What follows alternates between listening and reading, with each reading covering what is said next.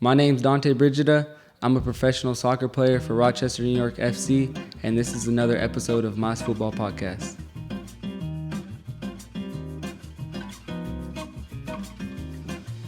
Yo, welcome back to the Mas Futbol podcast, the number one soccer podcast here in Oklahoma City.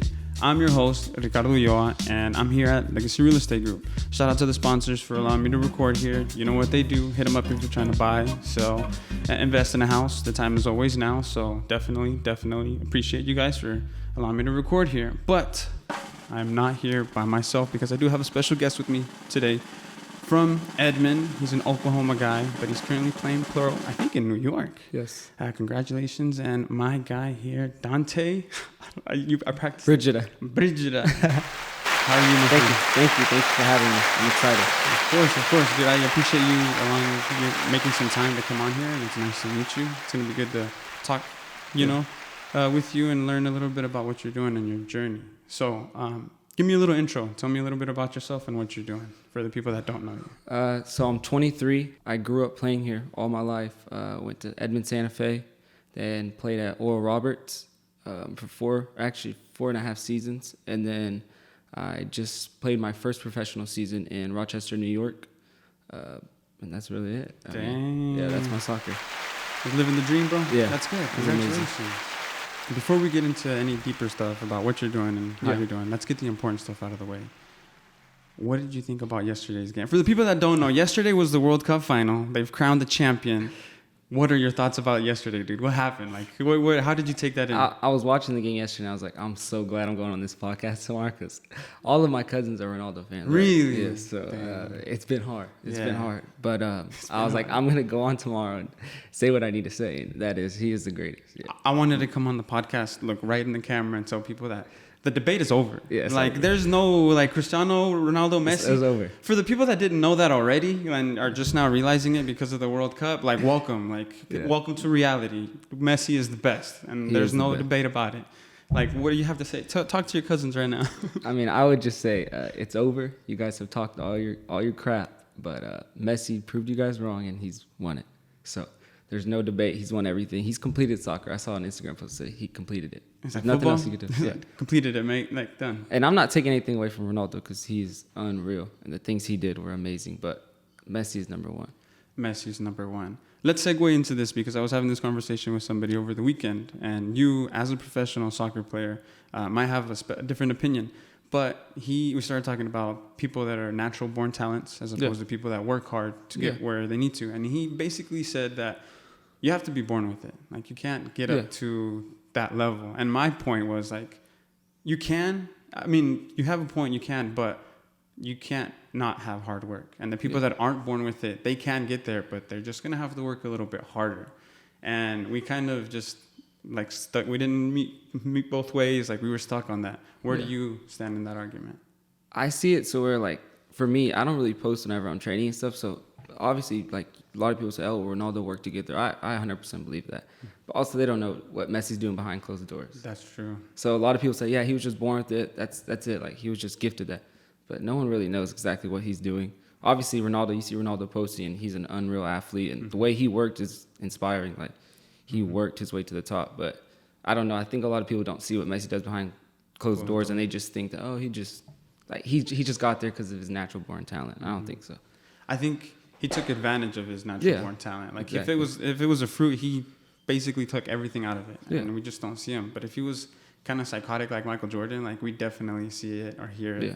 But he's just kind of, maybe that's why we like him a lot, because he's quiet off the field, but on the field. So what do you think about Messi? How does his career, For me, it's even now I think a lot of Ronaldo fans out there are trying to switch and say Mbappe's the GOAT now because Ronaldo's already lost to Messi. But the thing is, I think Messi has done it consistently for so long, and so does Ronaldo, to where you can't put Mbappe there yet. Obviously, he's unreal for 23 years old. He's my age, and he's already done that. But there's no way you can put him there yet. If he can keep scoring goals and keep doing what he's doing for multiple years, then he's going to start being in the debate. But as of right now, the way Messi did it for so many years, and then for him, no one's even close to the calendar year that he did that one year. You can't. He's unreal. I had seen a post somewhere that Messi had no prime. So when would you say Messi's prime was? Oh, I literally couldn't tell you. I mean, obviously the last 2 years he didn't have the great. When he moved to PSG, I don't think he did that well. But obviously he was adapting and stuff. But before that, you couldn't tell me his prime. I mean, other than the calendar year, I can't remember what year that was, where he had like 96 goals. Almost 100. Like no one was even close to him. Like no one's even gotten close to that. That's a ridiculous stat. Well, let me play devil's advocate then and say that maybe the World Cup was, handed to Argentina. Yeah, with the PKs and everything. With the PKs, and then you think about it, like maybe it was part of his deal to go to PSG, and they promised him the World Cup because the owner of PSG is from Qatar, and he has a lot of money, so maybe that was part of the deal. No, I saw a lot of that too. And my main thing that I would argue is if you took away Messi's PKs, right? Look at all the chances. If you look up his chances created or his assists or like big chances created, it's unreal. Like you could take away those PKs and he still had an amazing tournament. And like the way he led his team, and like you see his teammates, they would like really cry and like would die for him. Dude, so obviously has to say something about how he is as a person, as a leader.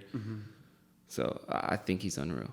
Has this been the best World Cup you've seen so far? Oh yeah, for sure. Hands down? Yeah. That final was like, I told someone this yesterday. I said, you can see, like, even Di Maria, you can see like what emotions you go through a soccer game. That happens to every single soccer player. Your world can be like literally 100, and then it goes down to 0. That's like in a matter of seconds. Imagine, because Argentina were on top of the world that first half. Oh, they had it. They had them. Di Maria subs off. Di Maria is sitting there like I don't know if he's in tears because he thinks he's won it or just the anxiety of it. But then Mbappe, he fucking snatched that shit in 2 minutes, dude. In 2 minutes. Nah, and I told someone yesterday too. I said that's the difference between good and great, because Mbappe had his 2 chances. First half. I mean, he was okay. They looked terrible. Yeah, man. They didn't look good to me. Dembele had a bad game. I think Rabiot had a bad game. They just started so terrible. What do you think about the subs? 40th minute. France had.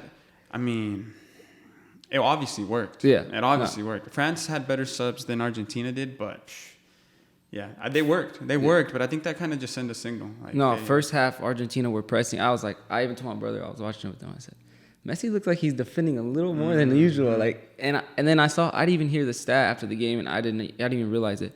He played every minute of the whole tournament at 35 years old, and still did that. That's unreal. That's true, but he walks a lot too. Yeah, but he's very selective on how he runs. But that's impressive stat, dude. That's impressive. Yeah. And then if you take away the loss against Morocco, their record is still impressive. They walked into the World Cup unbeaten for 37, 36 games. So.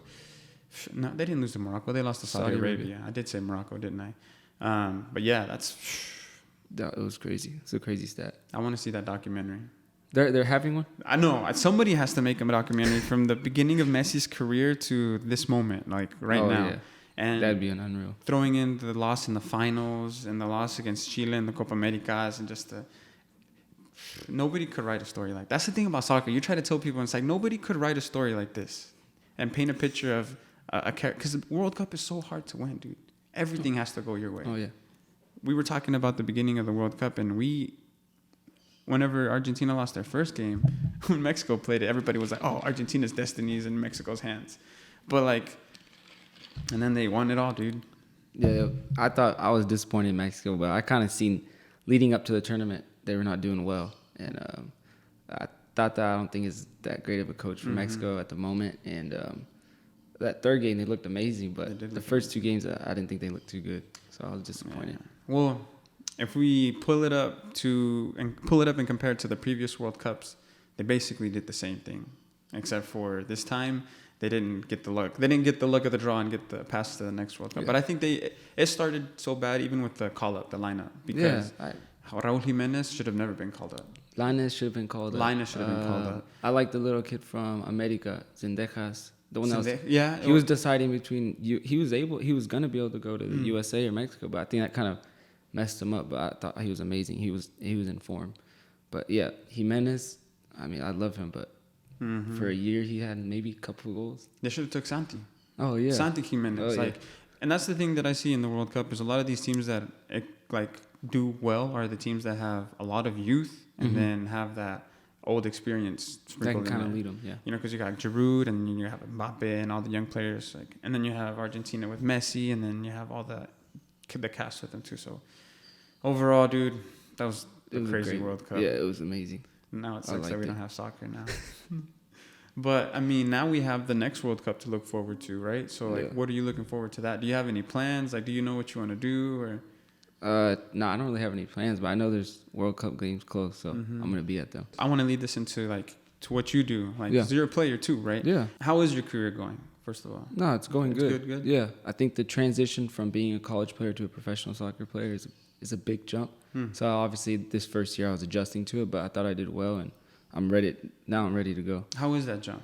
It's a big jump. It's sometimes you're in college and you're watching pro soccer and you're like, it doesn't look that fast. Like, you know, that's just how everyone is. Though. You're looking at it, you're like, the average Joe thinks he can step on the energy field and take it to the championship. It doesn't look that fast, but when you're in it, I think the biggest difference is just you can't mess up. So if you in college, if I took a little slight too big of a touch, I could still get to it and then take my shot. Get away with it. Yeah, get away with it. If in professional, even in training, I take a bad touch, it's in the light. It's in the light. You're in danger. Yeah. Yeah, so that's been the biggest thing, I think, is just adjusting to that. And obviously, I don't know if it was just my college, but I don't know if I did as much running or even in training, not as much. And when I was in Rochester, the trainings are hard. More intense, a lot more and that's running. every day. Yeah. Dang, and I bet you thought that when you were at ORU, thinking back on high school, I didn't run as much. But yeah. Wow, so what else has been different? I think the travel's a little bit different. Yeah, we get up sometimes 4 a.m., 3 a.m. flights to get to the team. We went all across the East Coast, really, because it was split up into East and West. So, I mean, the biggest thing is, like, a lot of people don't really realize is that little things, like even checking your shoulder, something like that, you really need that, like, even at the highest level. Like, if you don't do little things if you don't do everything right, it's not going to work. You know, I have to be at my complete best. So during the season, I was struggling a little bit with my ankle. And I was like, I could get away with it in college, right? But in professional, you can't get away with it. You got to be at your top game. So then you have to take your recovery a lot more serious. Oh, yeah. You have to take your diet a lot more serious. And your personal training on the side, your shooting in the gym moments have to be a lot more serious.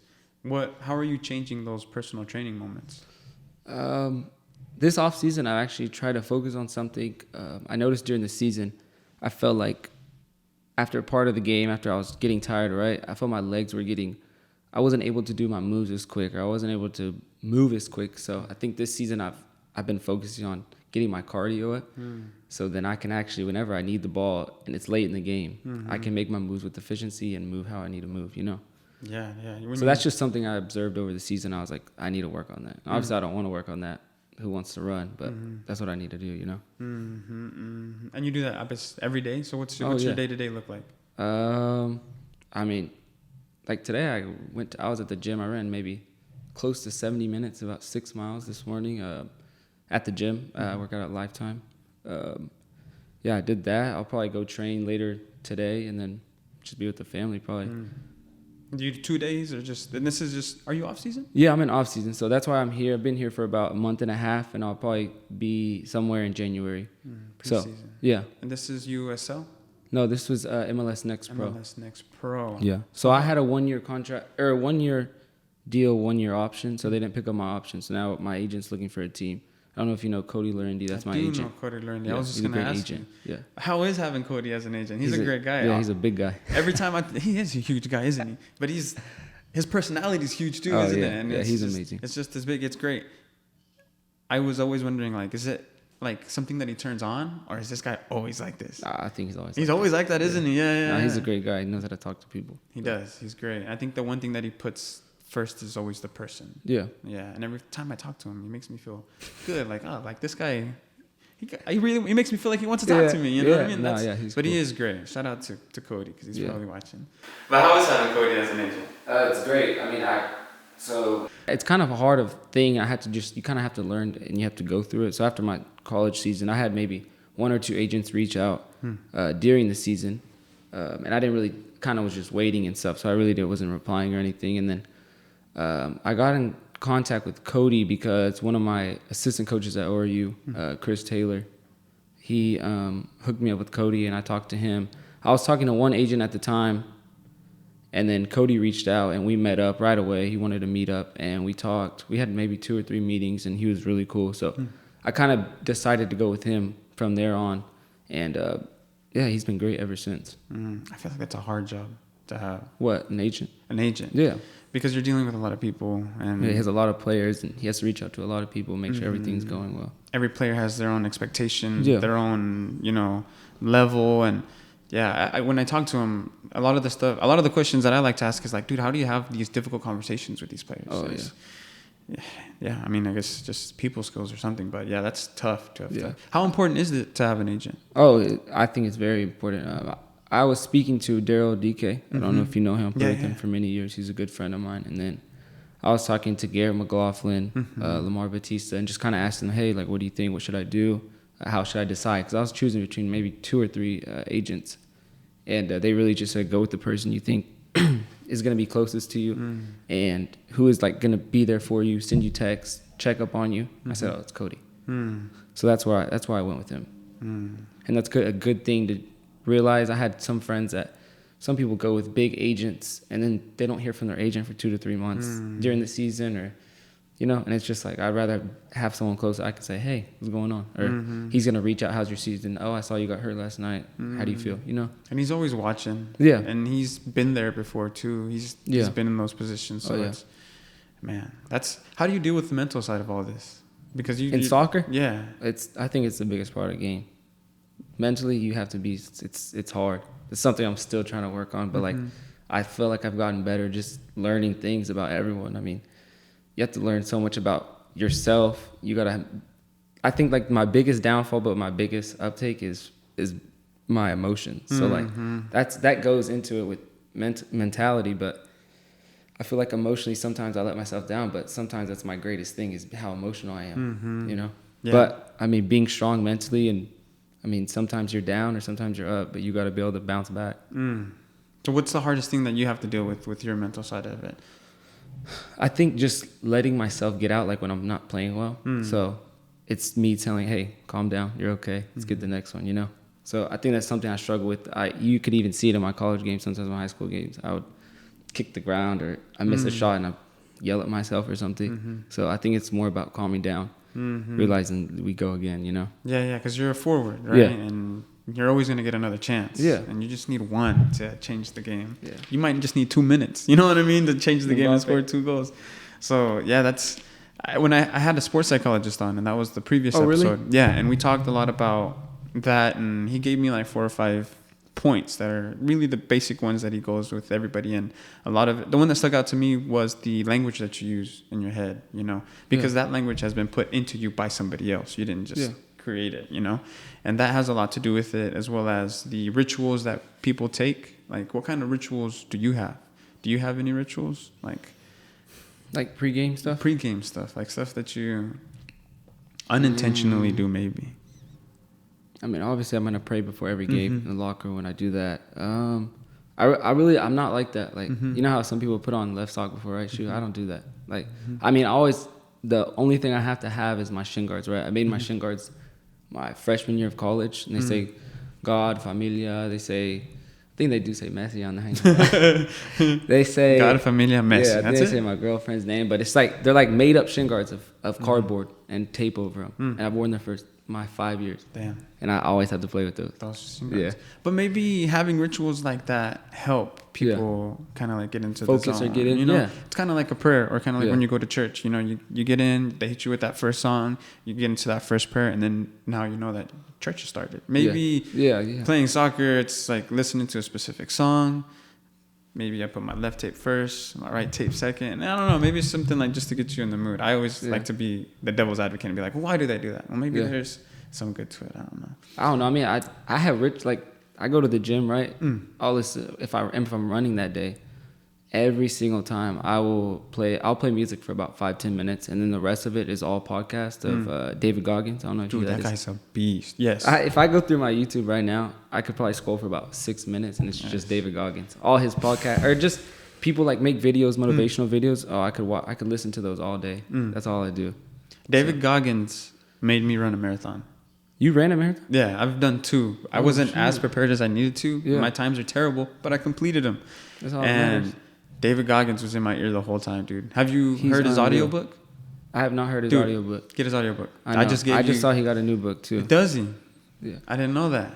His old one, it basically goes over what you've heard in a podcast, but with more detail. And he even has parts in it too. So it's that guy and what he speaks. Yeah. He's motivational. Yes. I also I've listened. I think I listened to when he had the 30 days with that living with the Navy SEAL for 30 days. I can't remember what it was. He was like a runner as well. Yeah. But he talks about his life. So he basically pays David Goggins to come live with him. I think I've heard of this guy. He's like some big CEO guy. Yeah.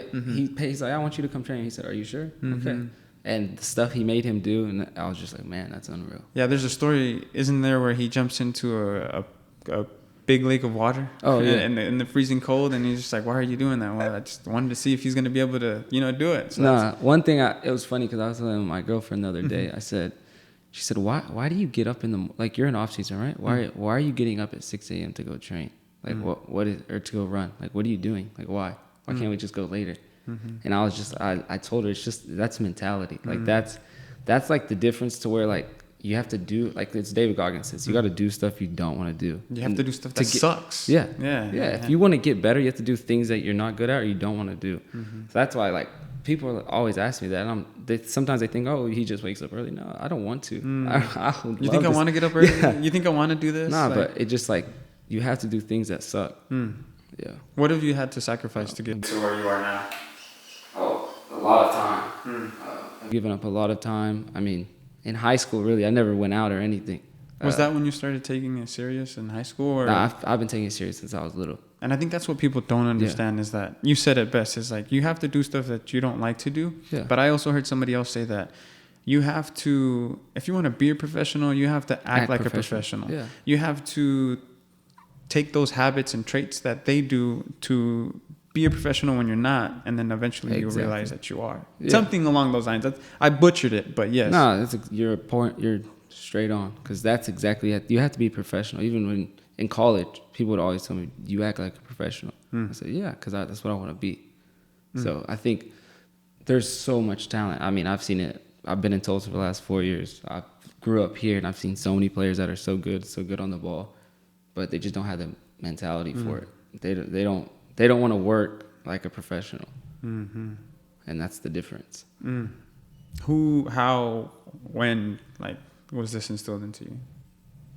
I mean, I've been getting told from a young age, probably growing up here playing OFC, like, you can make it if you want to put your mind to it. And that's what I did. I mean, I maybe played one season of football when I was like 4 or 5, but this is the only sport I've ever played. This is all I know. So this is all I've done, and I've just worked and worked.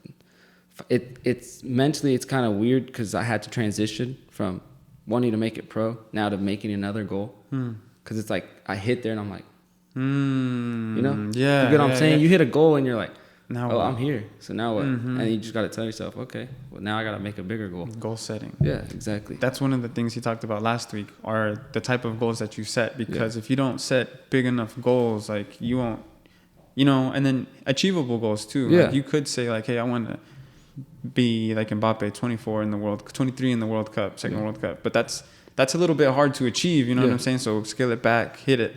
And then now that you hit this goal, what's the next goal? Yeah, exactly. What's your next goal? I don't know if I really told anyone this, but a goal I've really wanted is for my abuelo to see me play on TV where he can just switch to a channel and watch it. You get what I'm saying? He doesn't have to stream a game. He doesn't have to get on ESPN Plus, or he doesn't have to go on MLS Next Pro to watch the game. I want him to be able to turn on the TV, change it to Telemundo, Fox Sports, and I'm on that. Where's your grandpa right now? He's in Brownsville, Texas. Okay. It's right across from Matamoros. It's right across the border. It's in Texas. So they live down there. He's actually coming up in a couple of days for Christmas and stuff. So no, it's just a goal of mine before he goes. I want him to see me on TV. He's almost there. You're almost there. Yeah. Like, you're gonna be on TV. Yeah. So somebody just might have to be there and be like, hey, turn on the TV at 5. You know what I'm saying? They might have to guide him in that direction. No, he's amazing, and my cousins always go over there and help him turn it on, because he has to get on a website. He has to get on the website or get on ESPN Plus to watch. I want him to be able to turn it on. Just bam, right there, Channel 5. Channel 5. Right there, that'd be tight. I like that one. I like that one. And then now that you're starting your second year, what are you taking into the second year as opposed to that first year? I just feel like now I'm calmed. Like I feel like I'm not like those jitters. Yeah, almost like jitters. But I would just say I know I can play at that level. So that's what it's kind of almost like a relief, right? So you go in somewhere and you're like, dang, do you really think I could play like that? Shit, am I supposed to be here? Did I really make it? I mean, now you're just like, everyone has those thoughts. People say, oh, I don't have those thoughts. Yeah, you do. Bullshit. Yeah. But I think now I'm calmed and I know that what I can do. And obviously my ankle was struggling last year. I injured it maybe 5 games in, and I'd been dealing with it in college, but I got injured then, and then I kind of came back maybe a little too fast and kind of finished the season with not letting my ankle heal all the way. So this off season was a lot different than my usual off seasons. Are you taking this off season a little bit harder than the previous off seasons? Yeah, but it's different now. So you're very intentional with this one. Yeah. So for the first, I would say 5-6 weeks, I was just ankle. I was off my ankle, no running, no training at all, no ball. So what I was doing is I got a membership there a lifetime, and I just swam and cycled every day. And I did not know it was going to be that hard. Yeah. I had never swam for cardio, and that is hard. I don't know if you've ever tried it, but no, if someone those swimmers, I'm gonna give it up to y'all because man, you get tired. And maybe I'm probably still not that good at it, and I'm probably wasting a lot of breath because it's hard. But that is some good cardio, and obviously cycling. You go to some of those cycling classes, you see you see a mom or you see an old guy, and you're like, what the heck? How are you doing that? He's not stopping. I'm dead. I'm but it's a great cardio. So that's why it's a little different for me because I'd never really done those things. But I was I have to do these because I need to stay off my ankle. So that's really all I was doing about a week and a half, 2 weeks ago when I started running, right? So I think even daily goal setting is so good for someone. I don't know if he talked about it, but every day from when I started running, I would go up 5 minutes. So now I'm at 70 minutes, and I was I'm gonna run so I can run 90 minutes straight. Why? If I need to do that in a game, why shouldn't I be able to do it on a treadmill? That's how I took a marathon. I just completed 26 miles. I can't play soccer for 25 minutes. No, that's BS. Exactly. Yeah. And I also saw, like you said, old people running.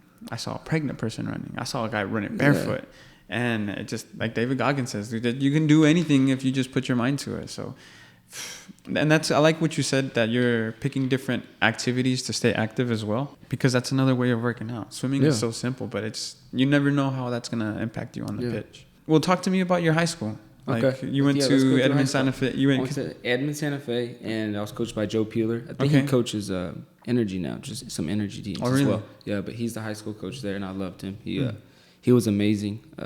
He knew I could make it as well. He was one person I really liked, and he always pushed me. And my first season, I played on varsity. I didn't score that many goals. This is your freshman? Yeah, freshman year. My cousin, friends with Luis Santana, Tony Rivas, he played with me, and it was fun getting to play with my cousin, We always play in the backyard, joking around, but now it was fun to actually play with him, Yeah, now you have the same name on the back of your shirt or whatever. Exactly, yeah. Nice. So, I think we did decent that year. My sophomore year, everything progressed. So, by my junior year, my brother and my other cousin were actually playing on the same team as me, and that was amazing. High school's fun because I really didn't have to worry about anything. It's more of just I could dribble around 4 people and then lose the ball and be like, all right, I'm going to walk back. Because you still had club in the back of your head too, right? Oh, yeah.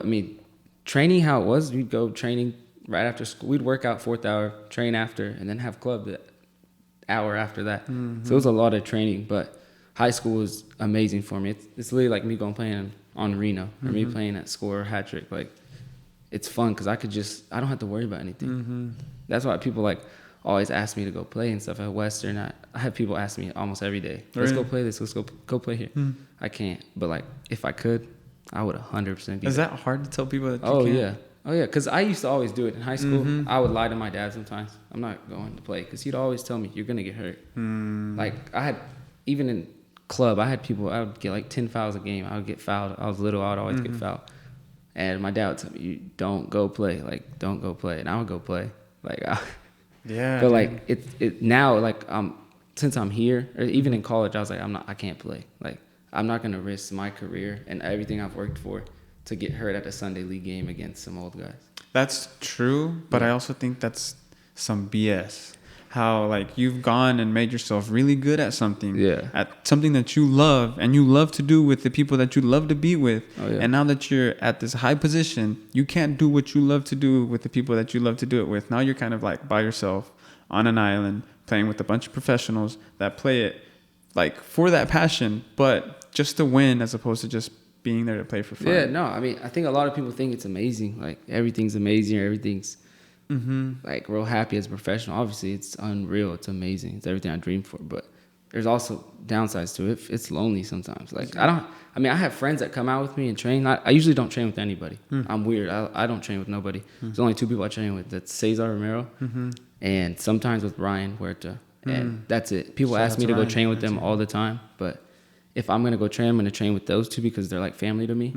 And they understand. They probably understand that you're there going to business. Yeah, like, and they're there to help me. They're not. I mean, I've went and trained with people, and it's just like they're not taking it the same level as me. So why am I wasting my time with them? It's disrespect for your time. Yeah. So I mean, I'm not trying to sound like an No, it's not. Anything. It's not. But I'm selfish, but like those are just family. So like family is like the most important thing to me. So those like Cesar doesn't even play, but like he'll go out there. We'll go like work. He would swim. When I started to swim, he was like, all right, I'll swim with you. We get up before his work like 5:30, 6:30 a.m. Go swim, and then he'd go to work. And I was like, why are you doing this? It's just because it's family. Like he loves me, you know? So that's what, like, I really am thankful for. I have a small, close circle, but, like, that's my circle. Nice, so, dude. Yeah. I mean, no one really know. Like, I don't post when I go train every day. Yeah. I think a lot of people probably don't think I train that much, but I really don't care. The only people that know I train is probably my girlfriend. That's because I wake her up every time I get up in the morning. She thinks you're crazy. Yeah. Yeah. So, I mean, I have friends that don't even know what I really do. And some people really don't even know what it literally takes, like what I sacrificed to get where I was. I mean, it is a good thing that you don't post, but maybe it'd be cool to show people. Yeah. You know, give people. People are probably wondering, like, they probably do think you just wake up and don't do anything, and you just happen to be great at it. When in reality, you're the lunatic that wakes up at 4 a.m. every day to do something. Even when your ankle's hurting, you're trying to swim and do something. So I think that's a lot that a lot of people don't think and that don't see, and they don't think it really does happen, but it does happen. And that's wild. I'm still so stuck on the fact that you guys just can't play. You know what I'm saying? No, it's not even that. I can't play because like I would love to go play, but it's like I'm not risking getting injured over something like that. I go with my cousins all the time to Reno or to here and just watch them play.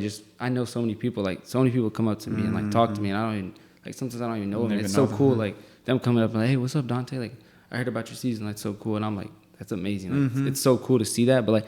I just go there to watch soccer. I love watching, talking shit to people. Like, it's fun. I think here's the problem. It's cool, but whenever you do get to go out there and play, some people might be like, oh, okay. Like, yeah, let's have fun. Other people might be like, oh, look, he's about to play. Now I'm going to take it serious on him. And they might even come in dirty. Even intentionally. And that's just the worst part of it, is that people will, unfortunately, test you, try you. I talked about this with Justin Chavez.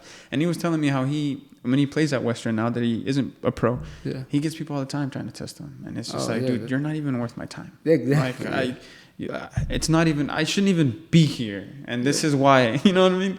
But that's just... No, it's funny too because my uncles will joke around with my dad because my uncles, they're kind of sponsoring a team over there on Western. Okay. I think it's the Lobos. Okay. But my cousins found the team. Yeah.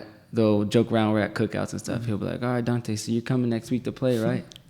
And my dad you see my dad kind of look, just joking around. But like, I couldn't, I would love to go play with my cousins and watch my. Like, one day. Yeah. One day.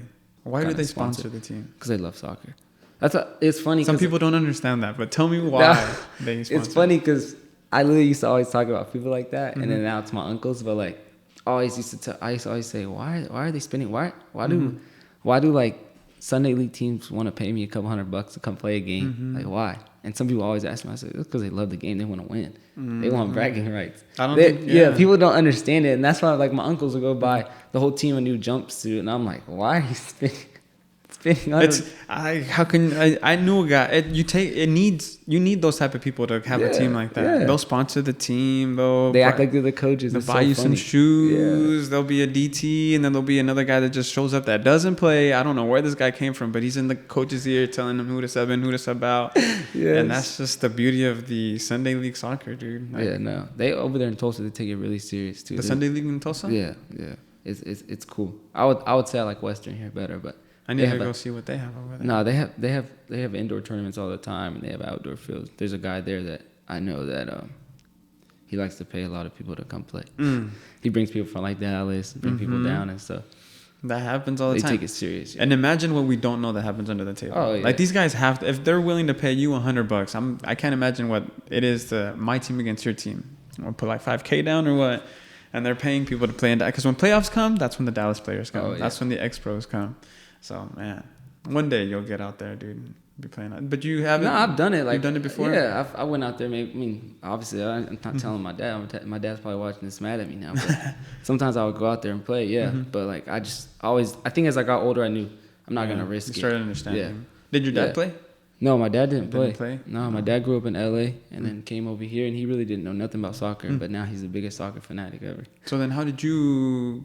I got in because my mom's side of the family. So all my cousins, I'm blessed because I have so many cousins that live here in Oklahoma City that I'm so close to and that they played. So that was the only sport we grew up. We played in my backyard all the time, all of us. So I grew up with them, and that's really why I think I started. I mean, I don't even remember when I started. I was that little. So that's really the only thing I played. And then you started noticing that you were good. Yeah. And then you started taking it serious, and look at me now. Is it hard being in New York then? It was hard being from my family, but I had my girlfriend come out there, and it was amazing, and it was fun. I mean, I can't complain. Like I woke up at 8 a.m. every day, trained for 2 hours, came back, went to the gym. I was done for the day. I get paid to do that. Like what? It's unreal. And you're somewhere else because this is it the farthest that you've been for the longest amount of time? Yeah, I went to Seattle my junior year of college to play on the summer team for Seattle Sounders, and that was the longest I've been. I was there for just 2 or 3 months, but yeah, I was here for 7-8 months in New York, and it was amazing. Yeah, that's crazy.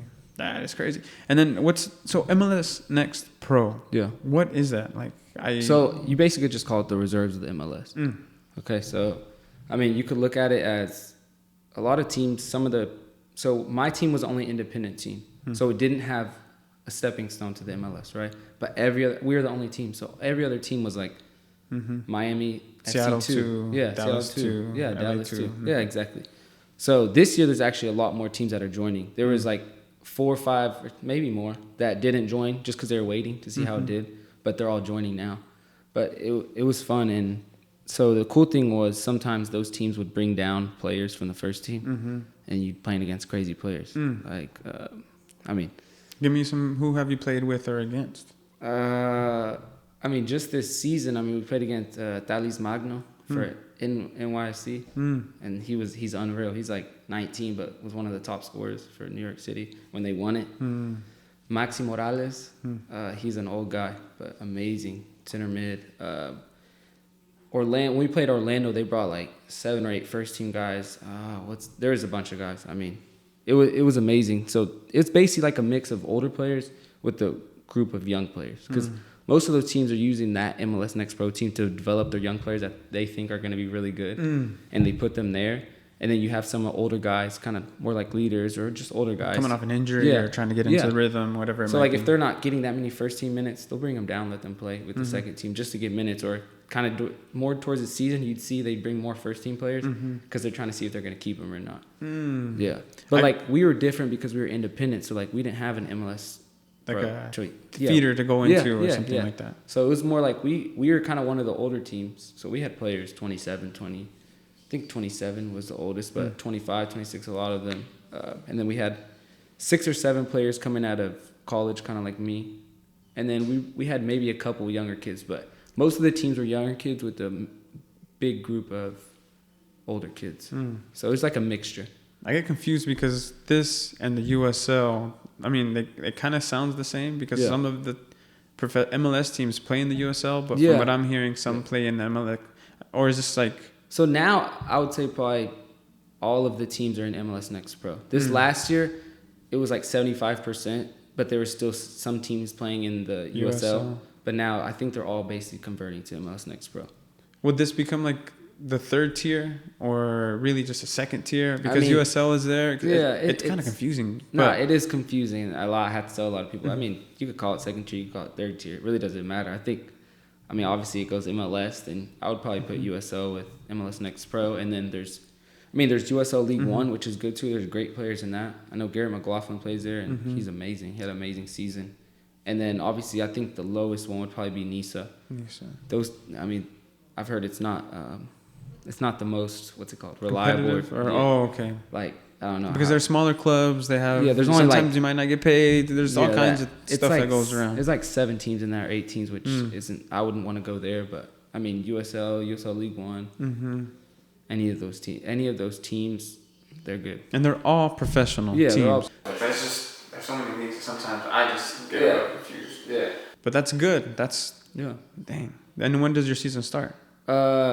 It should start end of February, beginning of March. So we're just trying to find teams right now. There's been a couple teams he's been talking to. We're just kind of waiting for a team to send a contract. So it's a lot of talking, and then you have to wait and get a contract. But which is the other tough part of it as well. Yeah, There's just a lot in the air. A lot that goes into it. But I should probably know somewhere where I'm landed by the middle of January. Be out there by the end of January. And you just have to stay fit. Yeah. Stay ready. Yeah, I got to be ready to call up. That's another part of what I think people don't really see and understand is that side of it is where sometimes you just don't know where you're going to go, but you have to be ready. Doesn't matter. Yeah. Like you're going to get called up tomorrow. Yeah, there's no sitting on the couch and saying, I'm going to go see if I can try out for this energy team and see if I can land it. And then, well, you didn't make it. Well, of course you didn't make it because you're not acting like a pro. You're not taking the habits. You're not doing that kind of stuff. So. Yeah. But I mean, going back to high school, it was, like I said, it was amazing. I finished my junior year, had a bunch of goals. Senior year, I think I broke the record for my school. And, I mean, I won every award there was. But it's also high school. So a lot of, I think now you see it more where a lot of those players don't. There you go, but congratulations. I think the coolest award I won was probably the Gatorade Player of the Year. Nice. He sent me like hundreds of packets of Gatorades and I just sold them all. Really? That's funny. They gave me a cool trophy. But, I mean, yeah, I didn't have the best team. And, like, we never made it to state finals or nothing like that. But, like, I loved my team. And, like, getting to play my last 2 years with my brother and my cousin was unreal. Like, and Peter let me run the team with them, basically. So, really? Yeah, it was fun. It was really fun. And, like, I wish I could go back to those days where I was just dribbling around people, just messing with people. But, no, it was fun. When did you sign to ORU? Was it the end of that season, or did you know before So that I kind of had season? a weird. Well, I didn't even really talk about it. I kind of had a weird between my junior and my senior. I had a weird thing that happened. I fractured my spine. Oh, what? Yeah. So from kicking a soccer ball. From kicking a soccer ball? Yeah, I'd beat a keeper and kind of try to cut it back to score it. Like I kind of dribbled around him and then tried to cut it back, and I over twisted. They said I wasn't using my core, so I fractured it. After that, I was like, could not run. Dude, your back has your back, and when your back doesn't have your back, bro, there's nothing you can do. Yeah. You're just like a board. Yeah, and so that's the worst. That happened like the worst time possible because that was my junior year. So that was like when recruiting was. That's at its peak. Yeah, that's when you're getting recruited your junior year before your senior year. So I was out for almost 12, 13 months. Kicking a soccer ball. Yeah. That's wild. It was. You tried to do a Messi, but your back said, he ain't having it, but guys, cut. Yeah, that's what happened. And so it kind of messed up. Before my junior year, I had flown out to Kentucky for a visit. I went to big schools were trying to get at me. And then after that happened, I came back my senior year. It's a funny story. I'll tell you that. I was playing club at the time. I think it was Coach Phillips, Stephen Phillips. Actually it was already Faley. So I had Jesse Faley. I don't know if you know him. He's a character. I love him. But yeah. I don't know him, yeah. But I got to sit across from a table at an event. And he looks pretty animated. He looks like a cool guy. He's cool. I've known him forever. He's almost like a dad to me. So nice. It was after I came back, right? I got released maybe January. They said you're released. So now you need to you've been doing your rehab. Now you need to just start running, like slowly get back into it for a month or two. What does rehab for your back like that look like? Oh, just butt exercises. It's really you have to get your bottom half like fit. Yeah, I mean you have to get it strong. So like because he says a lot of what happens is your butt probably wasn't strong enough, your core wasn't strong enough. So it's all just butt exercises. So I was in a brace for like 4 months where I couldn't move. So I couldn't bend down to tie my shoes. Mom had to tie my shoes. It was like the worst. Couldn't do anything, no activity. And then I was doing rehab, and then I got released. Slowly, he was like, slowly get back into soccer. I had a showcase in Las Vegas for my club team, like maybe a week after I got released, and I was like, I got to play in it. So I trained maybe 2 days with my club team, went and played, and my coach was like, hey, you have like a lot of teams that have been looking for you, like a lot of college teams are looking for you, right? So like, I'm gonna start you. So I was like, okay, like I need to perform. So I go in, I start the game. I played a total of 4 minutes, and I couldn't run. Yeah, my lungs were. Oh, your lungs. Oh. I was tired after like 3 minutes. I made like 2 runs and I was dead. So then I come out of the game and I'm kind of crying. I'm like, he was like, you have all these teams, like all these college, you see all these scouts here. They're for you because they haven't seen you play. So, and I hadn't said anything. So then after that game, that was really my recruitment went down, is where my coach was like, hey, like he just fractured his, we got to tell him, fractured your spine. So we told all those schools, and all those schools crossed you off the list.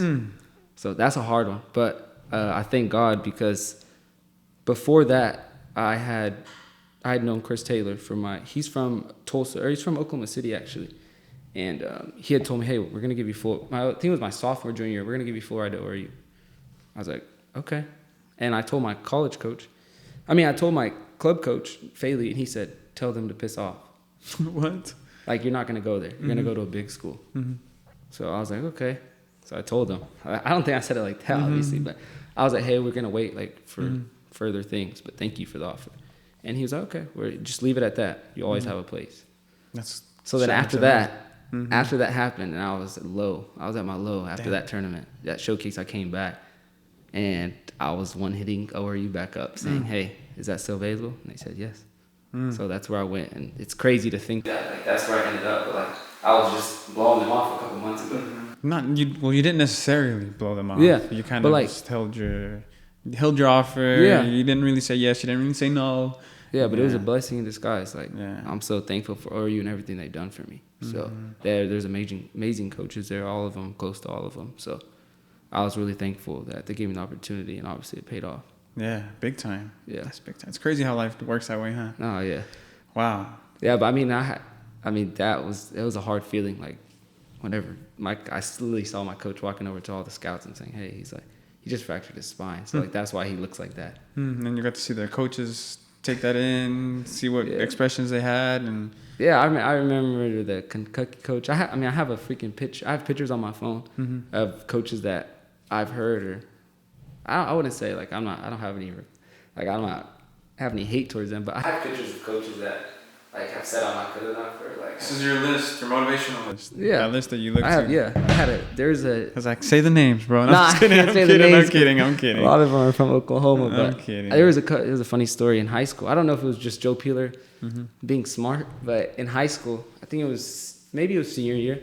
We had a game I think we needed to win to make playoffs, right? So I remember it was like a couple days before, and Peeler goes, "Hey, we're playing we're playing a team this week, right?" He was like, "Yeah," and Coach blah and blah was like, "I don't know. I was talking to one of my friends. He was saying that you really weren't that good. Like he thought it was gonna be easy this weekend." So obviously, being in high school, I was like, "Oh hell no!" Oh yeah. And but like now I think about it, I was like, I wonder if Joe was he probably never even said that to you. And he just he needed a way to motivate you. I was like, dang, that's some good coaching right there. That is some good coaching, dude. I don't know if it's true or not, and I don't want to ask, but there's a coach. Did it work? Oh yeah, it worked, because and the funny thing is, I think I scored, maybe had 2 assists, and then after the game I went up to the coach. Damn. But that's just how it was. I was a young stupid kid, so I went into after the game and I said, hey, why'd you say that? I heard what you said. I heard you say you don't think I was good enough. What'd you just see? The other coaches behind him like, shit, like I told him to say that. Don't worry about it. Yeah, and I was like, are you serious? So is that really what you think? Because we just beat your team. Like, what do you have to say? And like, you could tell he's kind of like, and he like kind of was trying to avoid it, like kind of walking away. And I probably shouldn't have done that. Obviously, I was a young and stupid kid. I see like it's funny because now I see kids like when I was that age that do stupid stuff or talk shit or like, and I'm like, dang, that was me. Man, what can you do, bro? It's like, or you have a parent young, that just like, wait until you have yet. kids. Yeah, we haven't learned yet. But no, that was a funny story, and I didn't ask him to that, but we won that game, and I was like, now I think back on it, I'm like, damn, I wonder if Joe really like, if that really is what, did he really say that, or was he just trying to motivate We're me? never gonna know, and we don't want to, you know. But it reminds me a lot of The Last Dance. You ever watch that? And how Michael Jordan would just like find ways to motivate himself.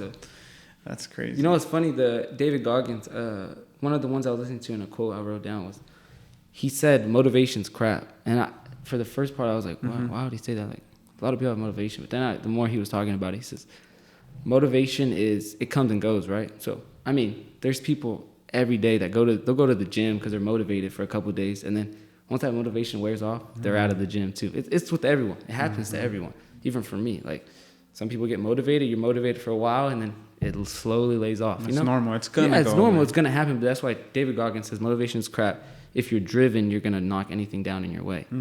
So that's kind of one thing I've like tried to remember always is like be driven. You don't need to be motivated because motivation's crap. Be driven. Yeah. I like to say be consistent. Yeah. Like with the podcast, because when I was motivated, it was easy to come. Yeah, exactly. But when I stopped losing my motivation, well, it's always been to stay consistent, because when motivation leaves, if you stay consistent, eventually the motivation will come back. Exactly. But you're just consistent, keep grinding, keep doing it. Put your 10,000 hours in, master it, whatever you have to do. Yeah, but exactly. That's what I like about David Goggins too, because his like stuff, it could relate to anyone. It relates for you, it relates for me. We're totally different. Like we do totally different things, but like he's still like he motivates anyone. That's the cool thing about it. And like he talks about it, and like I just love the way he talks about everything. Just the way he lives life. It's crazy. It's fucking hard, isn't it? It's fucking hard. My dad got me a hoodie from him. I think last Christmas. It was a Stay Hard. Stay hard. Yeah. You have to get that book, bro. Get the I audio. know, Get the book first. No. Don't read it. Get the audio book. Listen to it, because you can do that while you're working out. Yeah. And dude, it's amazing. Crazy how he just is an example of how your brain. It's either your brain, it's that little voice inside of you that controls you, or it's you that controls it. It's like your brain is the vehicle, your body. No, it's like your brain is the operator, your body's the vehicle. Yeah. And sometimes your body's just like, I can't take another step forward. And then your body just your brain is just like, no, just keep going. Just keep going. Another one I like is, I think this is a Kobe Bryant one, but I think someone told Kobe, but it was the rest at the end, don't rest in the middle. And I love that at the end, don't rest in the middle. Dang. Okay. What other type of language do you use for yourself to keep yourself motivated? What other, like, do you have other lines, or what else do you use to stay consistent, to stay motivated? Like, how do you do that? I mean, just listening to those podcasts every day when I'm working out makes me go 1,000 times harder. I mean, obviously, I do everything for my family, because my family's my everything. But, I mean, I get motivation from a lot of things. Like, I see my parents. Like, it was crazy because my mom cleans houses, right? So last off season, or maybe it was in the summer, my mom had surgery, so she was like, hey, could you come help me clean the houses? So we go to these big houses, and like you see these, like you're just like, I was like, okay, like we're about to go, like it's probably about to be easy. Like she's there from like 8 to 4, like not that bad. I go and we're done, and I'm just like, bro, I can't believe you do that every day, mom. Like it kind of gives you like, dang, like, es una chinga. Yeah, bro, like your mom, like it's crazy. It makes me emotional. So I'm like, yeah, my mom be working her ass off. Like that shit's crazy to me. Like my dad, he works at the hospital downtown, and he works 12-hour shifts. Like, sometimes he's overnight. He works sometimes. I'm like, he's never off the phone. He's a supervisor, so he's always on the phone, like making sure everything happens. I'm like, bro, my parents work their ass off. Yeah, dude. It's crazy. That's motivational as hell. That's your why? Yeah. For your parents? Yeah. And for your grandpa, so they can see you on TV, dude. That shit's crazy. That's the truth. And it hits you a lot harder when you have kids. Dude, I have 2 kids, and I'm like, fuck. And then you hit with here's one that trips me up all the time is when you have kids, you obviously want to spend as much time with them, but you also want to give them everything. But how do you give them everything? Well, by working. Yeah. Well, you want to work hard, you want to make a lot of money, you want to give them the best life, but then in pursuit of that, you take away what they really want to spend time with you. Yeah, man, and then it's hard. It's just hard. And then you have kids, and then you want them to play soccer too. So then you're just like, how do I brainwash this little kid to be like Project Mbappe? You know, like what do I gotta do to get him down there? I already told everyone my kid's gonna play soccer for sure. You say that, and then you take him out to go play at little kickers at Hat-Trick, and then you realize that he doesn't want to play, and then you're just like, what do you do? And then you're just like, no, we're gonna stay here because we paid for 8 courses, and I'm not gonna teach you to be a quitter. So I'm gonna force you to do this to show you that you have to stick it through and you have to do that. Yeah. And then the little voice inside of my head is like, don't force him to do it because then he might hate playing soccer. So maybe we should take a break and have him come back at it later. And I'm like, fuck, what do I do? So it's like, dude, being a parent is a trip, that's bro. Funny. Yeah, I'm excited to be a parent, but obviously I gotta. Yeah, you got shit to do. Yeah, you got stuff to do. You know, and life is all about eras. Like your high school era, your college era, your professional era. Our life is in that era, and you know, there's the parent era, there's like the little kid era, there's all that stuff. So when that time comes, I'm sure that you're gonna tackle it with the same type of energy that you're attacking soccer, dude. And if you do that, bro, you'll be set. That's why I like. Even another quote I like is, or I think this is actually my college coach that said he do everything, or like. Do everything how you do, like be the same in how you do everything. So like the little things, if you're gonna be good at little things, if you're gonna be good at big things, be good at the little details, you know. So like you really have to focus. Like you probably focus on you want to make sure the podcast is good, right? But you also want to be a perfect parent. So how you do one thing is how you do everything. Or kind of like what helped me is like I'm not so great at school. Yeah. But boy, if I tricked my head to think that if I attack school the same way they attack soccer, exactly, game over. I would have been done. Like times tables, 60 seconds, done. What's up? But that's what a lot of people reach out to me, and I try to tell those a lot of kids because I was in their shoes, but I was like, you got to make sure your grades are good. Like, focus on your grades. Look at them right there. Focus on your grades. That is how, like, so many players, you'll see that they get full rides and stuff to colleges, but like they're getting a lot of academic money. So like that's how you can get a full ride. But a lot of schools you can't go to because you don't have the academics for it. And you have to like focus on that. I never focused on it in college, even in high school and college. I really was like, I really didn't care. I didn't do it. I was just there to play soccer.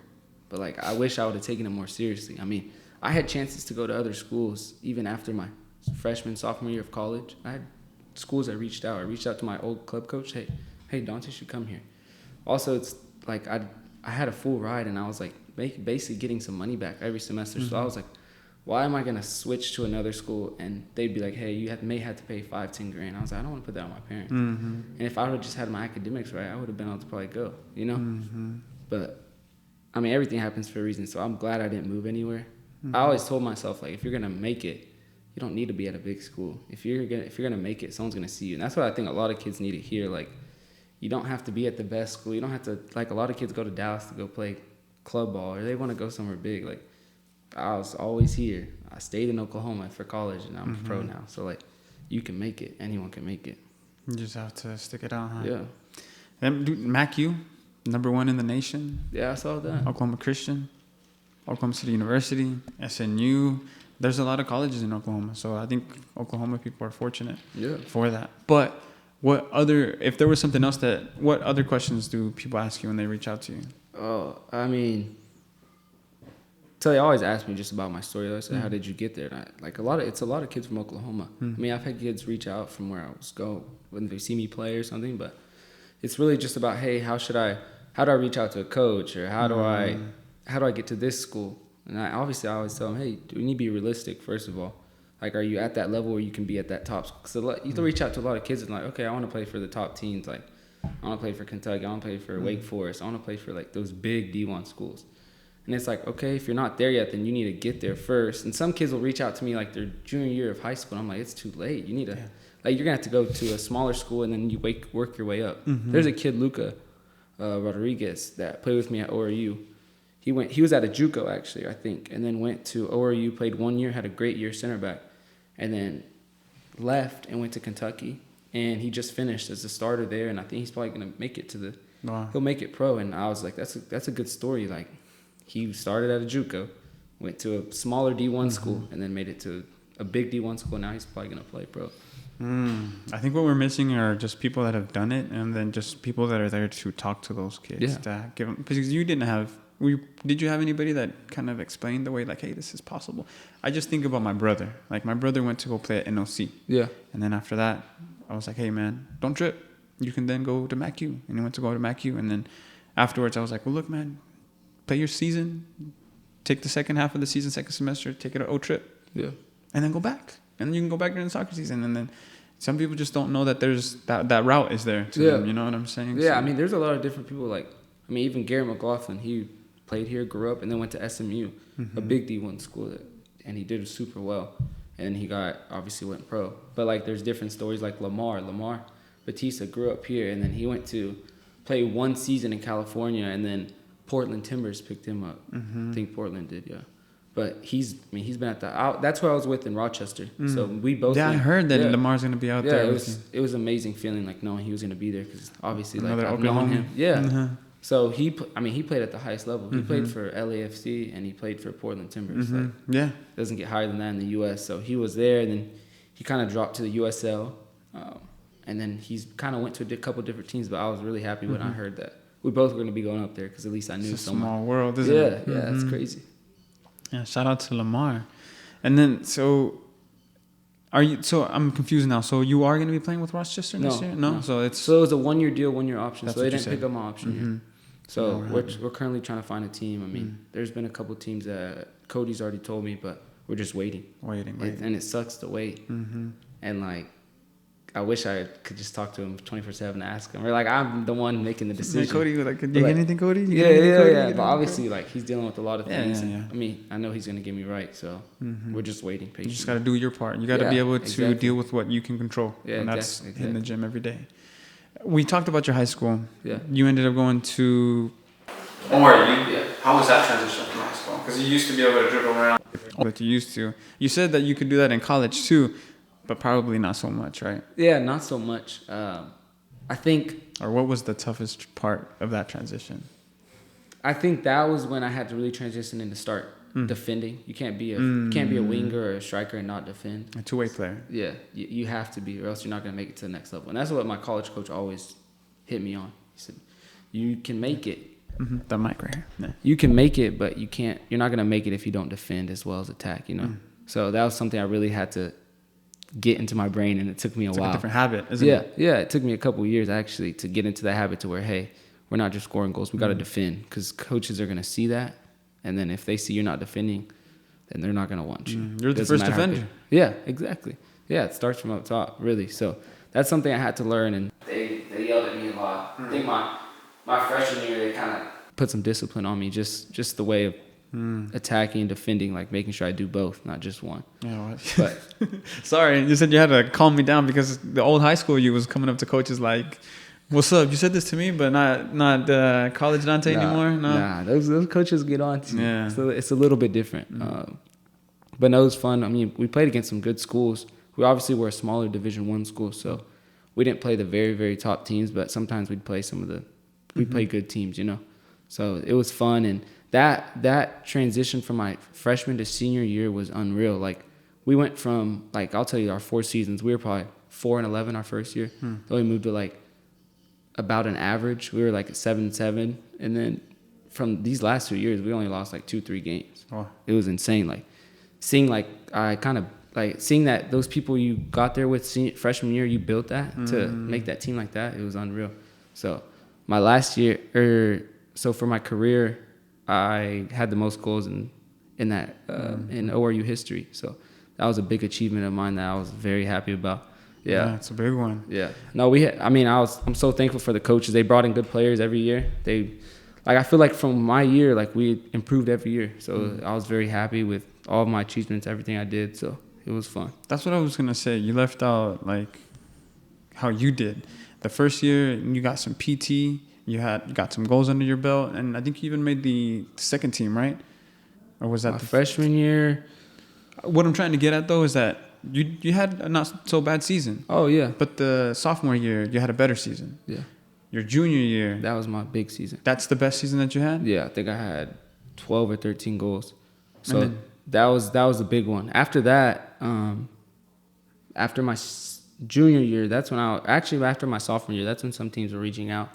And I was maybe able to move. There's a couple teams that were interested, and I was like, no, I'm not going. Like pro teams? No, I'm talking about bigger D1 schools. Oh, bigger D1 schools to offer you to. A lot of people always are going to say, hey, if you're at a bigger D1 school, you have a better chance of going pro. And I always said, if I'm good enough, I'm going to make it.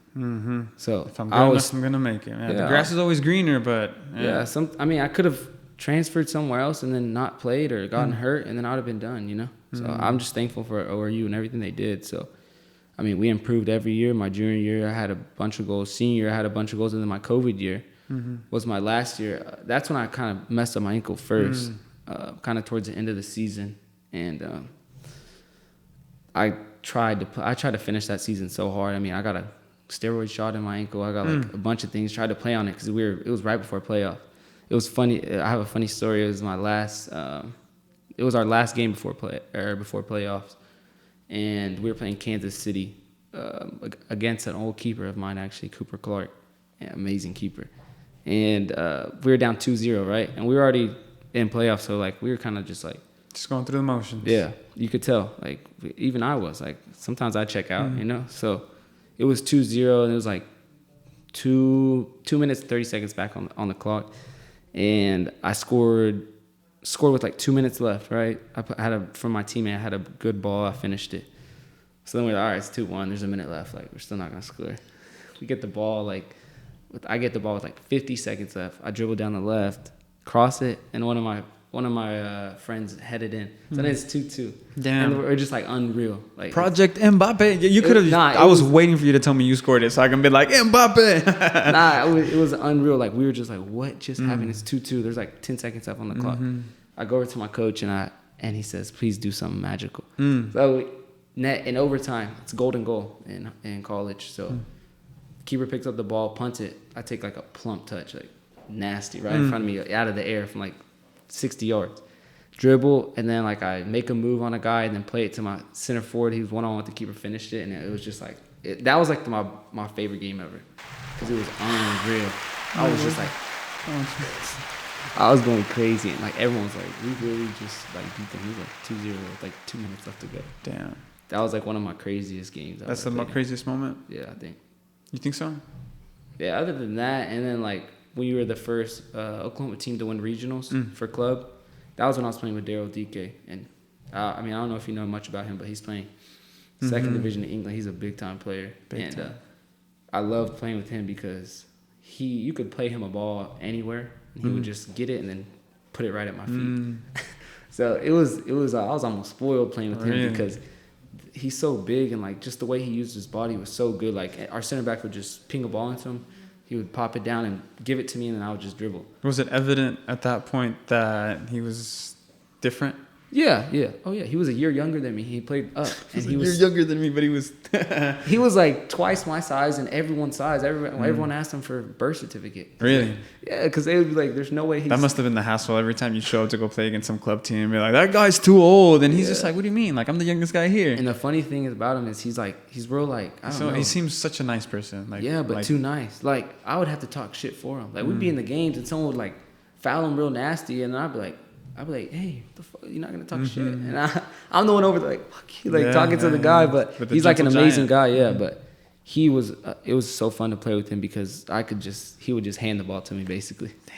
Yeah. And then some of the goals that he's been smashing in. Yeah. I was gonna say putting in, sliding in. No, dude, smashing in. Yeah, but sorry, I got off topic. But that game, regionals, we won regionals. That was the final, and that game was one of my favorite games. I think it was tied, but I think we ended up winning the final like 3-0. But I had an amazing game, and like that was one of my favorite games.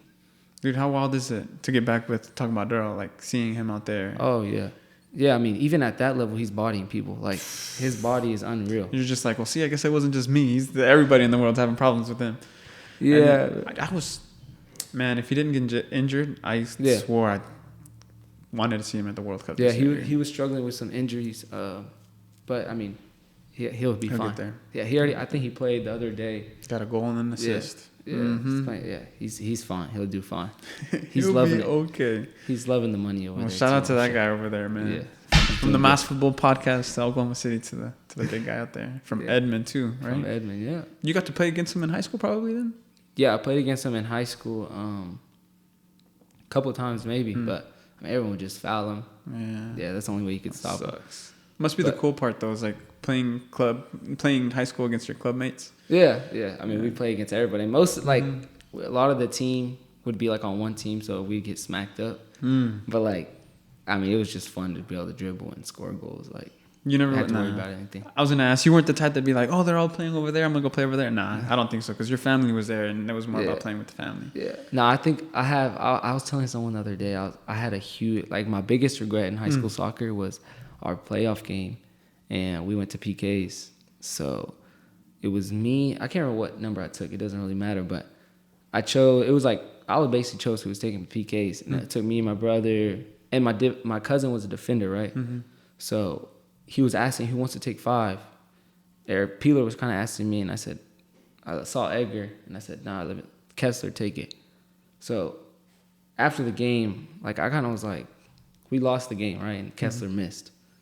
So it was kind of like my fault, but at the end of it, I was like, why would I not just choose my family? Like, why would I not just choose my cousin, you know? Like, that was my biggest regret. I'm just like, this is bigger than that's bigger than soccer. Yeah. That's my cousin. Like, I should have just let him take it. Why would I, you know? And I think that was me just being selfish and, like, wanting to win. But I look back and I'm like, dang, like, I wish I would have just. In the heat of the moment, like, you know, it's easy to make mistakes, you know? But those are the mistakes.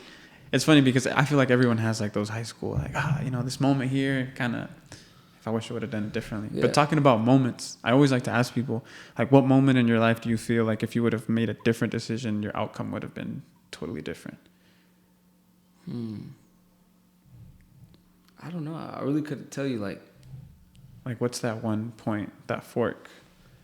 Like, maybe it was going to ORU, maybe it was deciding to play with the energy team, or maybe it was... I mean, I'll tell you a moment where I had to kind of reevaluate myself, but that was when I was, after my junior year of college, right? That was when my assistant coach was like, hey, you need to start going places. Like, we need to start, like, putting you, like, for summer team, let's go to Seattle, like, the big team.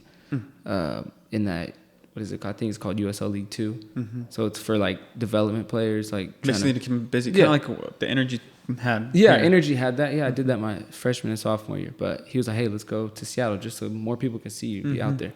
So I went over there, and, I mean, obviously, coming off that junior year, thought I was the shit. Like, I was like, oh, I'm about to ball. And I went over there, and there's players. There's players, good players. Got humbled again. Yeah, I got humbled. That's what I was going to say. That was when I actually was like, dang, like, I'm not starting. And that was the first time, like, my life, I really was like, I'm not a starter. And that ate at me. Like, I was spoiled. I was used to playing every game, like, choosing when I was going to get subbed, like, doing stuff like that. And then, like, going to that where you're like, hey, you're on the bench. And I was like, dang. And, like, I mean, most of those players are playing professional right now. Most of those I'm friends with that were in Seattle are big-time players. Some of them are in the MLS. But, like, that was, like, one point in my life where I was like, dang, like, just coming off that season and then for that to happen, I was like, okay. It happens a few times. It happens from when you go to, like, high school to college, when you go to college to going out there. And then it happened again to you when you went from out there to Rochester. And it happens more times. Isn't it surprising how often that happens where you think you're at a good level and then you walk in and meet, like, a handful of players and you're just like, fuck. But that's kind of the curse, you know, of being a good player. I mean, that's football. Like, it's going to happen, you know? But that's where I had to kind of adapt, and I was like, okay, I just need to work. Like, I'll get better. I just need to work. So that's wild, bro. The only thing that I'm hearing is it never changes. It's always the same. Yeah. Just work. Yeah, just work. Just work. Yeah. That's it. That's going to be the name of the podcast. Just work. That's fire. I like that. Just work. No, that's something I've instilled in myself since I was little. Like, I've always just worked. And we even, like, I think our even coach in college asked us, hey, like, write down on a piece of paper who was the best teammate, who was the most professional. Every single card was me. Because, like, people would see, like, shit I do. Like, I would, like, even a big story was when I was in club and we were at a state final. Our club was good. OFC was nasty. We won, like, 6 state championships. We lost, like, 1, maybe. And it was one ESC Field 4. Everyone already knows that's that tournament field, crazy big field. But that was a field you always wanted to play on. The only one that's green. Yeah, I hear you. I know. So it was the night before the state final, right? And I think it was Faley or Phillips was out there coaching another team or training another team. Our final was the next day, and I was training on that game 4 field because I knew we were gonna play on it the next day. And I was doing drill, like I promise you, I'm not lying to you at all. I know. I think you're gonna say imagery. Yeah, like I literally set up cones. Like I dribbled 3 position. steps, went to the right, cut in, and then shot it upper 90. The next day in that game, I scored the exact same goal, and my coach said, "I saw you doing that last night." Fucking wild. And I was like, that's where at one point in my life I was like, bro, just work. Like it doesn't matter where you're at or like what you're doing. If you work, it's gonna pay off. So like that was a big one of mine where I was like, dang, that shit just came true. Like, isn't that wild how that happens? Yeah. I was talking to the psychologist, and a lot of it, one of it was visioning, like imagery, just envisioning close yourself your to eyes? it, like shadow, whatever, like just closing your eyes, picturing yourself on the left field, going left, going right, cutting right, second post. And if you can see it, and then it just happens just like that, it's the creepiest, bro. We had we had the same kind of guy in Seattle when we were there, and he would do the same thing. Before the games or before training, he'd say, close your eyes, let's think about what we're going to do in training, how we're going to be perfect with our touches, how we're going to pass the ball clean, how we're going to shoot well. I think that's cool. It's cool to listen to those kind of guys that know everything about soccer. Right? Do you watch anime? No, I don't. Dude, there's this good one called Blue Lock that came out. It's about soccer. Oh, really? And basically, it's really, really good. And it picked up popularity whenever Japan was crushing it in the World Cup. Yeah. But basically, it goes like this. Japan gets knocked out by Germany in the 2018 World Cup. So now someone in Japan is like, we got to build this facility to build the best soccer players ever. We're going to throw a whole bunch of kids in there, and they're all forwards, and they're basically saying, like, we're going to build the best players so we can win the World Cup. And that goes into, like, how players need ego and how they need to be selfish and how they need to, because that's what the forward does. Yeah. You need to be that player that's not going to pass the open pass to get the goal because your job is just to score. Yeah. You have to be egotistical to score, and that's basically what it goes down to. And it follows this one character who wants to be the best and runs into a whole bunch of players that are good, some that are fast, and he basically unlocks his own, and that's basically what it... Yeah, I never heard of it. You should check it out. It's really, really good. But it's about soccer. But where I was going with that, I don't know. I forgot. But I mean, just work, right? Yeah. No, I mean, going back to that, it was good seeing like that happen. And like even in college, like I'd be at the treadmill before training or after training. Or people see us have a hard training, and like later in the day, I'm over there like jogging or doing something like on the field or training. And like you just see one of your teammates see you, and you could just imagine what they're saying. Like, damn. Yeah, that's when. Yeah. Like Goggins says, you take their soul, bro. Yeah. You take their soul, like, and then you practice when he goes up against you. Then he's gonna be like, this guy works out harder than me. I don't know if I'm gonna be. Got snatched your soul, bro. That's yours is mine, man. That's. I always think too, like what everyone says. It's like someone's working harder than you. So like. Oh, it eats me. Like, it eats me to hear that. So like, dude. I'm like, you look like you're about to go hit the gym after this just to get it out of you. That's funny. Nice, dude. Dude, do you want to leave any messages? Anyone that's that you don't really get to see? Anyone that's been following your journey, or someone that's following your journey just to go with you? Yeah, I just think like everyone that's following my journey, like I told you, I have a lot of people that come up to me, and it's amazing. Like getting to hear them, or even a bunch of people that message me on Instagram, like, hey. Like, I'm from OKC. How should I do this? I'll reach out. Like, I'll text back all the time. Like, I just think you just got to, like, you have to put your all into it. Like, if you want to make it, you got to put your all into it. And, like, I just want to thank everyone that's helped me. Like I told you, Cesar will go out and train with me. I'm like, why are you training with me? Like, you're not gaining anything from this. I mean, like, not really. But, like, he just loves being with me. And, like, I love training with him because it's like my brother, So Cesar just turns into a little baller without anybody knowing, He's just out there balling. Like, what is he doing? Like, yeah, like, bro, even like my girlfriend, I'm like, damn, I'm so thankful for you because like even in Rochester, like after every session, we would go to the gym because I had to stretch out or like foam roll or something. Hey, can you like massage down my legs? Like, can you give me a massage? Can you fill up the bath? I do the Epsom salt baths. Yeah. Almost every other day I would do one.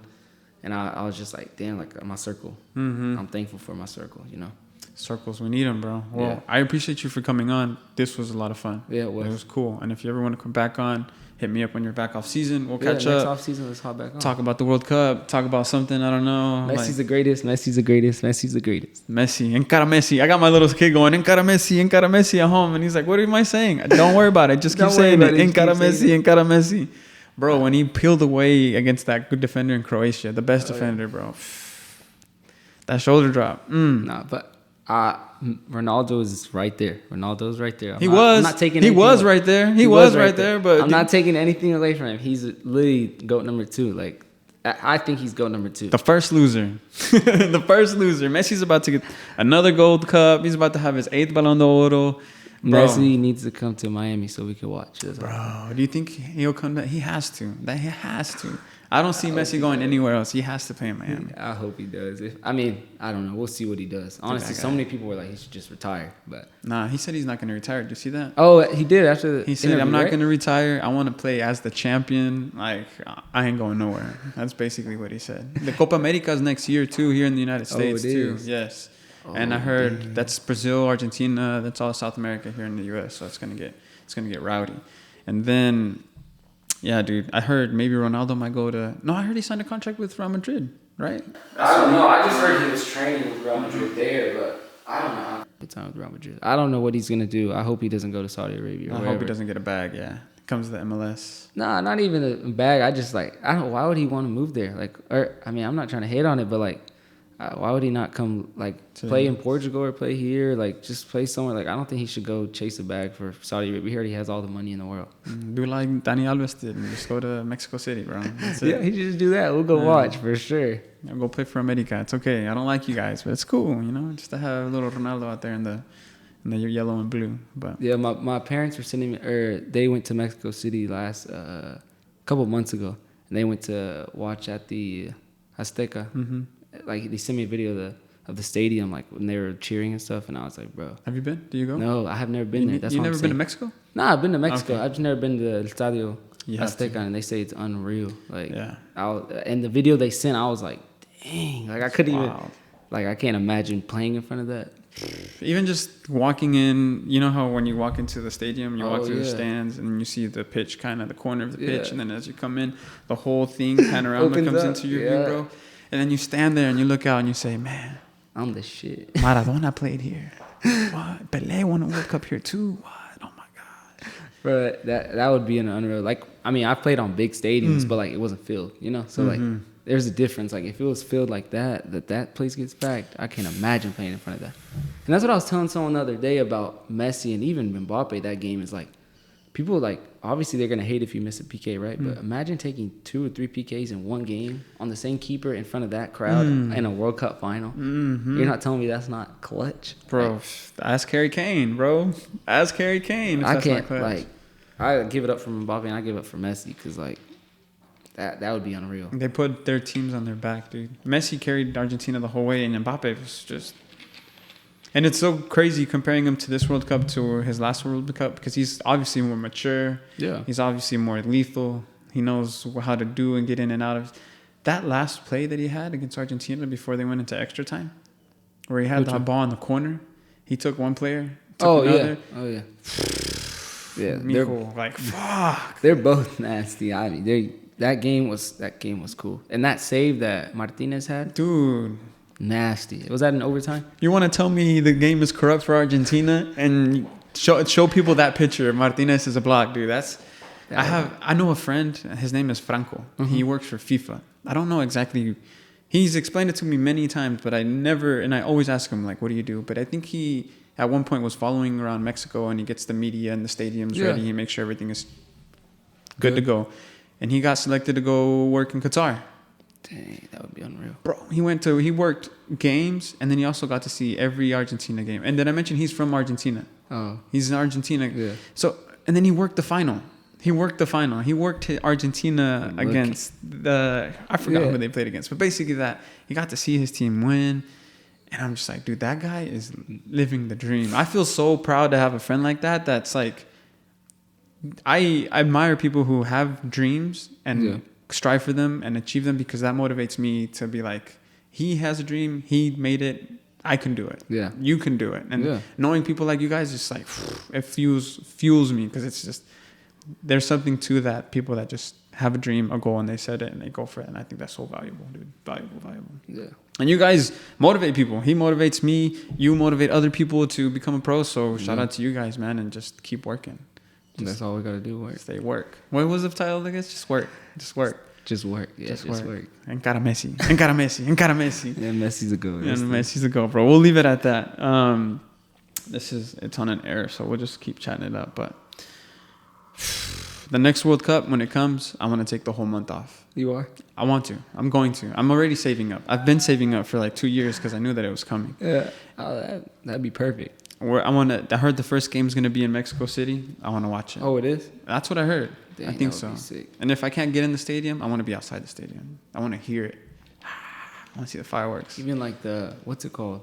The all the fans in Argentina that were at his grandma's house. Dude, right? That's crazy. I just like, for me to hear all the interviews of all the players and like how they talk about Messi and like how he is as a teammate and like how much they would do everything for him. I just like, dude, that's unreal to me. Deja de eso.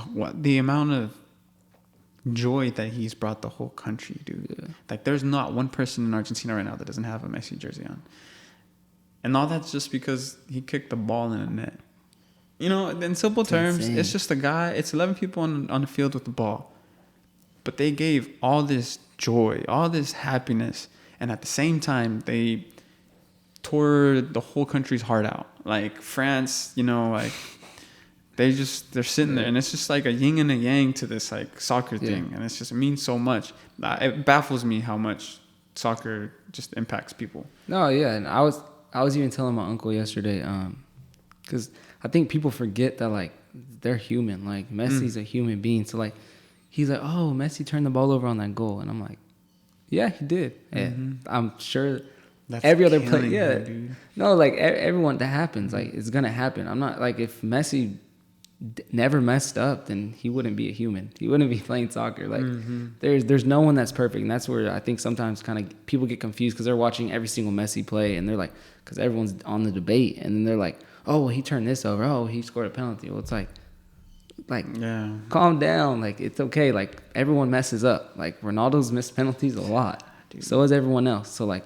I don't think you can like, I feel like people are trying to pick at little things, and it's like, come on, he's a human being. But that's what happens. That's the price you pay when you become a GOAT. Like, that's like whenever we get to see Dante play at Western, like, I'm gonna be watching, picking at his game. Like, this guy's a pro, and he just turned it over. Like, nah, you can't judge on those fields because the ball just. Nah, but everybody plays on the same field, though. You know what I'm saying? But that happens to everybody, though. That's just part of the curse that comes with it. But no, I was out there a couple weekends ago watching my uncle's game, and I was just looking at the field like, I can't imagine playing on that right now. It sucks, doesn't it?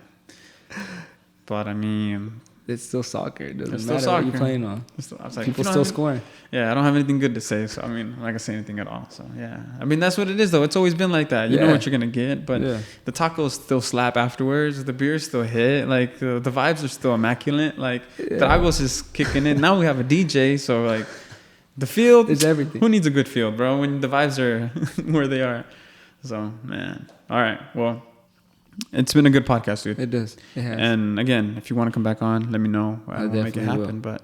But for the people that have been listening, I hope you guys have enjoyed this. I hope you guys have been able to pick up some nuggets. And if you guys want to reach out to him, he seems like he's going to reach out to you guys. So hit him up with questions and comment down below. Subscribe to the YouTube channel and, show us some support, man. But this has been another episode of the Mas Futbol podcast. Thank you. Peace.